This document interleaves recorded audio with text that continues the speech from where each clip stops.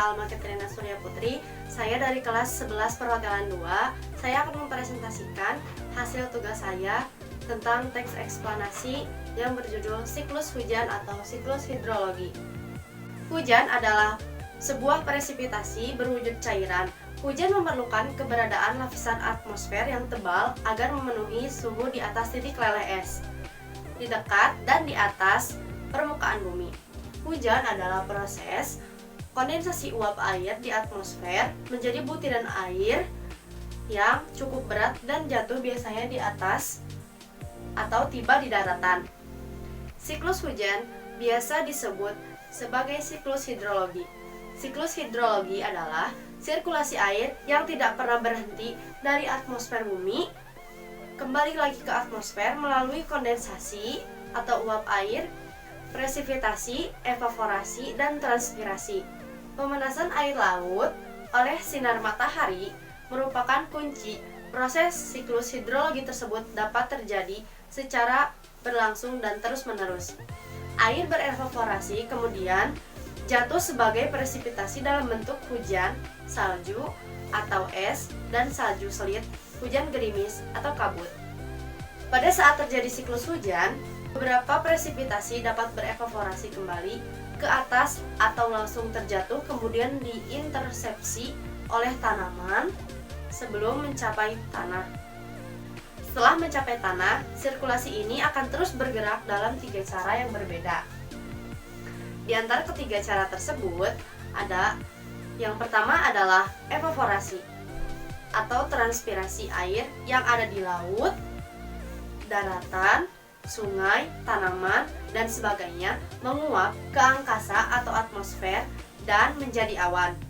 Pada kejadian jenuh itu, uap air akan menjadi bintik air yang kemudian selanjutnya akan turun dalam bentuk hujan.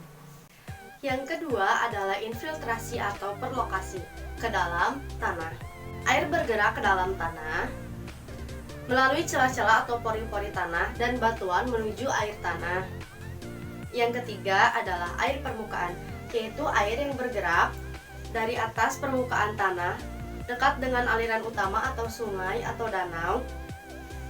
Semakin landai permukaan, maka akan semakin sedikit pori-pori tanah, maka aliran akan semakin deras. Faktor penghambat terjadinya siklus hidrologi adalah menebang pohon sembarangan, membuang sampah sembarangan, mendirikan rumah di tepi sungai, pengecoran jalan, sehingga resapan-resapan air menjadi terhalang dan berkurang. Pada saat itu juga bisa saja terjadi musim kemarau yang tidak tepat pada waktunya. Jika musim kemarau datang lebih cepat, bisa saja para petani mengalami kerugian yang besar sebab sawah-sawahnya mengalami kekeringan. Bahkan di antara kita juga yang tidak siap mengalami perubahan cuaca ekstrim sehingga dapat merasakan sakit seperti flu, demam, dan lain sebagainya. Untuk itu, menjaga siklus hidrologi sangat penting agar alam kembali seimbang dan alam memberikan feedback yang baik untuk kita juga. Pada saat air hujan turun, sebagian besar para petani akan merasa senang sebab sawah-sawahnya akan tetap subur dan teraliri air. Cuaca yang tadinya panas pun akan berubah sedikit menjadi lebih sejuk.